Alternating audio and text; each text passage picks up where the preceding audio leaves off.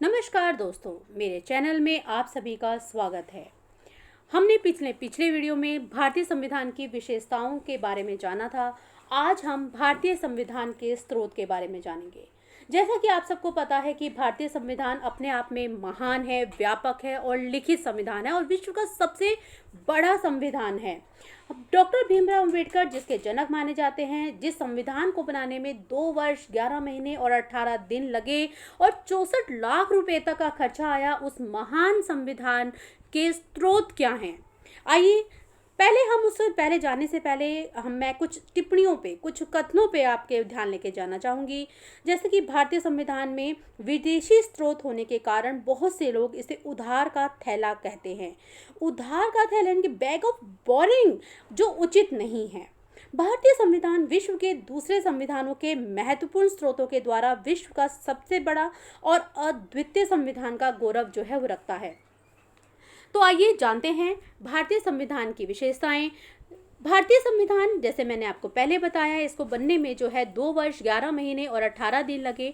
महान विद्वानों की मेहनत और दृष्टिकोण से उसे आकार प्रदान किया गया और उनके द्वारा विभिन्न देशों के संविधानों का गहनता से अध्ययन किया। सभी के सकारात्मक और नकारात्मक पक्षों का गहन विश्लेषण करने के बाद और अपने देश के लिए एक सर्वोत्तम संविधान उन्होंने जो है तैयार किया। इसमें अथक प्रयास, अथक मेहनत लगी है जिसको नकारा नहीं जा सकता दोस्तों। और उसके बावजूद भारतीय संविधान विश्व का लिखित सर्वाधिक व्यापक संविधान है और इसका गौरव जो है इसे प्रदान है। तो आइए जानते हैं भारतीय संविधान के स्रोत, यानी कि किस किस देश से कौन कौन से जो है तत्वों को भारतीय संविधान में अपनाया गया है। तो चलिए शुरू करते हैं हमारा वीडियो। सबसे पहले आप देखेंगे संसदीय प्रणाली। जैसा कि आप सब जानते हैं कि भारतीय संसदीय प्रणाली को ब्रिटिश संविधान से लिया गया है तथा ब्रिटिश प्रतिमान पर ही यहाँ की जो मंत्री परिषद है को निम्न सदन यानी कि लोकसभा के प्रति उत्तरदायी भी बनाया गया है। और संसदीय प्रणाली के अंतर्गत 2 सदन इसमें बनाए हैं, एक लोकसभा और दूसरा है राज्यसभा। लोकसभा जिसमें जनता के द्वारा प्रत्यक्ष चुने हुए प्रतिनिधि पहुंचते हैं और राज्यसभा में राज्यों के प्रतिनिधि जो है इसमें विद्यमान होते हैं। और हमारी जो सरकार होती है वो लोकसभा के प्रति, जो मंत्री परिषद होता है वो लोकसभा के प्रति जो है वो उत्तरदायी होता है। आइए दूसरा हम जानते हैं मूल अधिकार। भारतीय संविधान में जो दूसरा जो मुख्य जो स्रोत लिया गया है आता है, जो महत्वपूर्ण इसकी विशेषता भी है भारतीय संविधान की, वो है मूल अधिकार। आपको पता होना चाहिए कि अमेरिकी संविधान से भारतीय संविधान में मूल अधिकारों को तथा सर्वोच्च न्यायालय की व्यवस्था, उपराष्ट्रपति का पद तथा उसके सौंपे गए कार्यों को शामिल किया गया है। और मूल अधिकार जो हैं वो अमेरिकी संविधान से भारतीय संविधान में लाए गए हैं और ये सबसे ज़्यादा महत्वपूर्ण अधिकार हैं। दूसरा न्यायपालिका, मैं आपको पहले ही स्पष्ट कर चुकी हूँ कि सर्वोच्च न्यायालय की व्यवस्था, उपराष्ट्रपति का पद और उसके द्वारा सौंपे गए कार्यों का जो संपूर्ण जो कार्य हैं वो सब अमेरिकी शासन जो है संविधान से लिए गए हैं। अगला आता है नीति निर्देशक तत्व। नीति निर्देशक तत्व आपको पता ही है, ये निर्देशक तत्व राज्य सरकारों के लिए है। राज्य सरकार किस तरह से, किस दिशा में कदम बढ़ाएं कि समाज के लिए कल्याणकारी राज्य की स्थापना कर सके, तो सरकार को दिशा निर्देशित करने वाले ये तत्व आपको पता होना चाहिए कि ये तत्व जो है वो आयरलैंड से लिए गए हैं। संविधान में नीति निर्देशक तत्व राष्ट्रपति के निर्वाचन में निर्वाचक मंडल की व्यवस्था, राज्यसभा में कला, साहित्य, विज्ञान आदि के क्षेत्र में जो विख्यात व्यक्तियों का मनोनयन, जो उनका जो चयन होता है वो आयरलैंड की प्रणाली से आया है। मैं न्यायपालिका के बारे में एक और चीज़ बताना चाहूँगी कि भारतीय संविधान में जो न्यायपालिका, जो स्वतंत्र न्यायपालिका का जो तत्व है, जो हमें पता है कि अमेरिका से आई है, और इसके साथ साथ जो न्यायिक पुनरावलोकन की जो शक्ति है, न्यायाधिकारियों को जो पदच्युति का अधिकार है, वे भी अमेरिकी संविधान से आया है। आप इसे हमेशा याद रखिए। न्यायिक पुनरावलोकन की शक्ति ऐसी अद्भुत शक्ति है जिसके द्वारा न्यायपालिका की जो शक्तियां हैं वो अत्यधिक बढ़ जाती हैं और वह कई मामलों में संसद और जो है कार्यपालिका में भी हस्तक्षेप कर सकती है। तो आइए अगले हम विशेषता पे चलते हैं। भारतीय संविधान का जो अगला स्रोत है वो है संघीय व्यवस्था। आपको पता होना चाहिए बच्चों की संघीय व्यवस्था, भारत में जो संघीय व्यवस्था है वो कनाडा की जो संघीय व्यवस्था के समान है। भारत के संविधान में यूनियन शब्द कनाडा के संविधान से ही लिया गया है। ठीक है, और अगली हमारे जो स्रोत है वो है अवशिष्ट शक्तियाँ। अवशिष्ट शक्तियाँ एक होती है जिसमें हम कहते हैं कि ये शक्तियाँ कहाँ से आई हैं। कनाडा की भांति भारतीय संविधान में अवशिष्ट शक्तियाँ केंद्र को सौंपी गई हैं। आपको पता होना चाहिए कि 3 तरह की शक्तियाँ हैं, एक राज्य सूची में, एक केंद्र सूची की और एक अवशिष्ट शक्तियाँ जो किसी दोनों के अधिकार से। तो ये शक्तियाँ किसको सौंपी गई हैं? ये कनाडा की भांति जो है ये केंद्र सरकार को ये शक्तियाँ जो है भारतीय संविधान सौंपता है। इसके अलावा समवर्ती सूची, समवर्ती सूची में संविधान में जो वर्णित समवर्ती सूची का प्रावधान है और प्रस्तावना में निहित भावनाएं ये ऑस्ट्रेलिया के संविधान से जो है भारतीय संविधान में लाई गई हैं।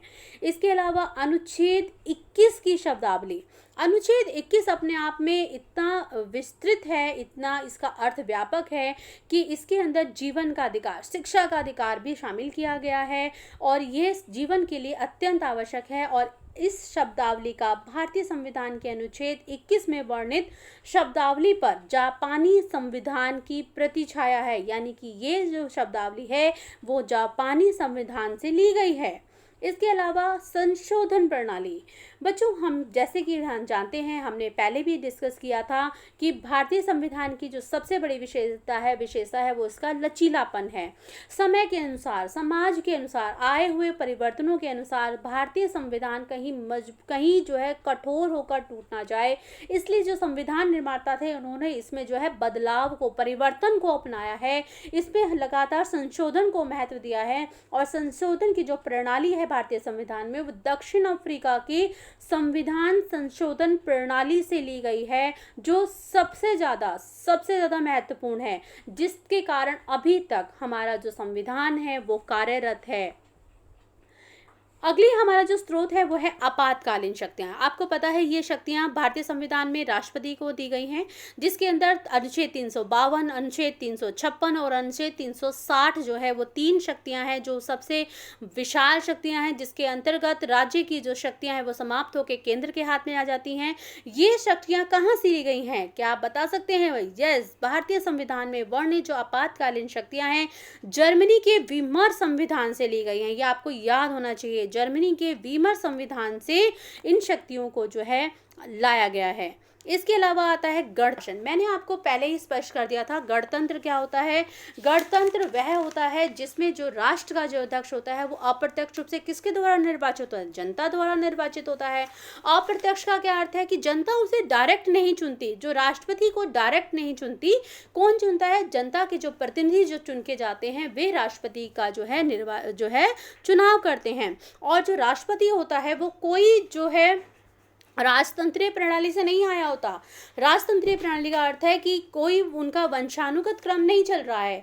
गणतंत्र का अर्थ है कि जो राष्ट्रपति होगा, जो राष्ट्र का अध्यक्ष होगा, वो जनता का ही एक सदस्य होगा और जनता में से हर 5 साल के बाद उसे जनता के प्रतिनिधि जो है प्रत्यक्ष रूप से चुनेंगे और ये कोई भी वंशानुगत क्रम में नहीं होगा। तो ये हमारे भारतीय संविधान के जो ये मुख्य जो विशेषता है, ये हमारे संविधान में विशेषता ली गई थी, ये थी फ्रांस के शासन से। तो हमारे संविधान की जो गणतंत्रीय शासन व्यवस्था है वो फ्रांस की शासन व्यवस्था से ली गई है। इसके अलावा हमारे जो मूल कर्तव्य हैं, जैसे ही मैंने आपको बताया था, ये 42वें संविधान संशोधन 1976 के अंतर्गत हमारे भारतीय संविधान का एक अंग बने थे। ये मूल कर्तव्य नागरिकों के लिए हैं, भारतीय नागरिकों के लिए हैं, जो अधिकार के साथ साथ अधिकारों का असीमित प्रयोग ना कर बैठे, उनको उनके कर्तव्य याद दिलाने के लिए, देश के प्रति, समाज के प्रति उनका क्या कर्तव्य है उनको याद दिलाने के लिए 42वें संविधान संशोधन में इनको शामिल किया गया।